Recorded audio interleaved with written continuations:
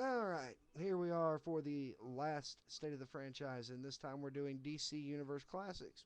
Now, the origin of this line, back in 2001, Mattel contacted the Four Horsemen and commissioned them to redesign and update the Masters of the Universe line for a huge relaunch.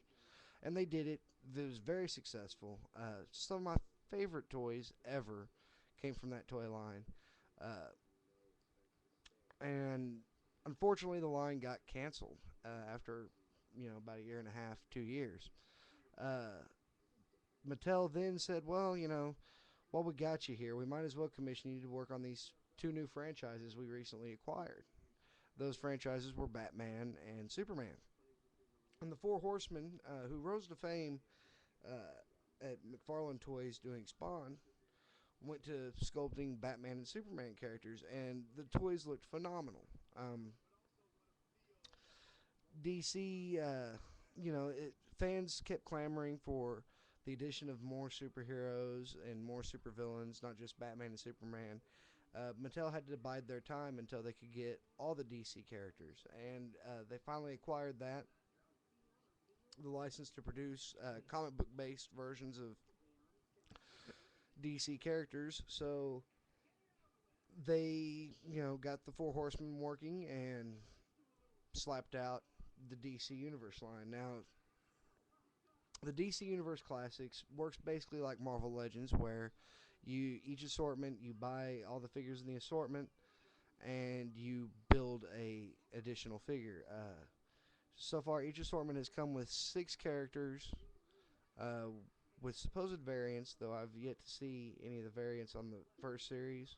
Um, there are supposed to be variants of certain characters, but you buy the 5 core characters of the series to build the 6th character. Um, and So far, all I've been able to find in my area are the Series 1, and I'm only able to find them at Target. So it's like I had to go to Walmart for everything else and Target specifically for DC Universe toys. Um, Now, the toy line is really good. They have a good variety of characters. They're making good choices on what characters they choose to put in each assortment. For instance, they picked Batman to go with this first assortment, and they've made tons of Batman toys. This one they went with the Neil Adams look from the 80s and 70s with the black on the cowl. And it looks real good. He came with a batarang, and he came with a bat grapple that I don't have with him. It fell off in one of my boxes. But the toys come with proper accessories and everything, and really looks good. Um, they're articulated in all the right spots. You can see he's got the articulation there. He's got waist articulation. He's got the articulation there. He can kick, pow, pow, pow. He's got the articulated feet, articulated wrist, elbow, everything. So I mean, they really look good. They have tons of posability and playability. Um, they did pick some, that pick a boring character like the Penguin, and they still made him look really good, despite the fact that it's the Penguin, and really the Penguin's not great. He's one of the more boring Batman characters, but um, they put the little Gatling gun in the umbrella. He has a little trouble holding it, but it's a great toy. Has all the posability of the others, but it's a little hindered by the jacket. Um, Red Tornado looks real good, but there's some quality control issues with these toys. The paint up there, and there's more paint on the stripe. Uh, the demon here, um, he has a few quality control issues, but I was amazed to see him in the first series because he's a pretty obscure DC character, and to see him hit the series right off the bat was impressive to me. This is only the third figure of the demon that has ever been released. So I was super stoked to see a demon toy being released in the first series. However, his leg joint, his swivel joint in his leg, it doesn't ever line up properly on his legs, so there's always a little bit of overlap. That's a little annoying, but other than that, it's a great toy line. If you can get past all the little factory errors and things, Orion here is my favorite.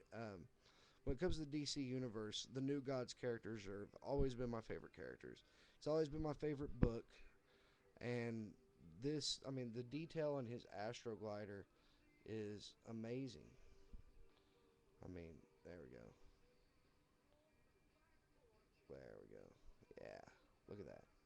And it looks really, really good. I can't wait to get the removable helmet version. It's supposed to be coming with light ray in a 2 pack pretty soon. But I mean, he really looks good. I mean, this is great. This is a great, great, great toy. Now, you buy them all to combine to get this Metamorpho, the Element Man, or whatever the hell they were trying. Rex Mason, the Element Man, is what the packaging says, but it's Metamorpho. Get it right or pay the price. And you can see, look at all the detail, all the texturing on this toy. I mean, he's phenomenally textured. I mean, the mud is, it has a weird freaking slimy, ooh, gross feel to it. This is all pointy and jaggedy and awesome looking, and he's got the see-through and silver leg. Really creates a neat look. The scaling on his purple, it harkens back to their Too Bad that they did for the Masters of the Universe line. It really looks good. He does have a little dopey ear looking thing where it doesn't look like the head quite came out right on the mold.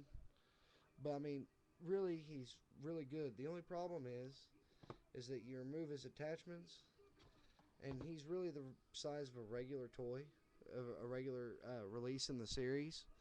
But as far as I know, he's the smallest of the Build-A-Figures they've made so far. So I believe Grodd and Solomon Grundy are a little bigger. Anyway, the line is really great.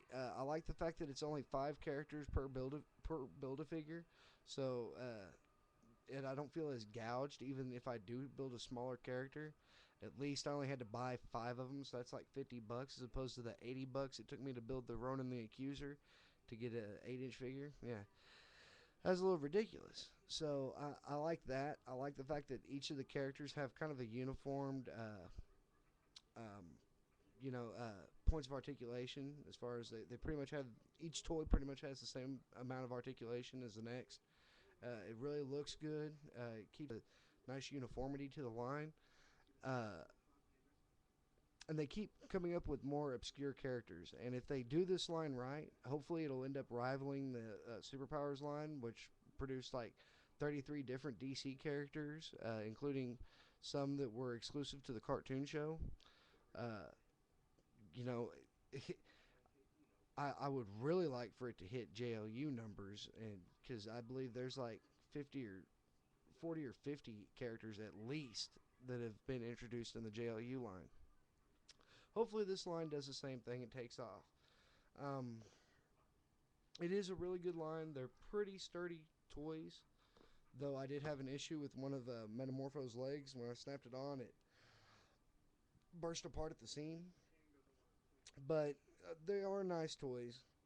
I encourage all DC fans to pick them up because they are pretty much going to be DC's answer to Marvel Legends. They're in about the same scale, uh, and they're really great. They're really great, solid figures. The Four Horsemen do great job doing the sculpting and everything. Um, it's a top of the line. It really is. Despite you might have to get over some paint application issues because Mattel apparently is really really bad at that. But anyway, this is the last of my state of the franchise addresses. I'll be coming back with some Denizens of Marvel U later this week, Till then,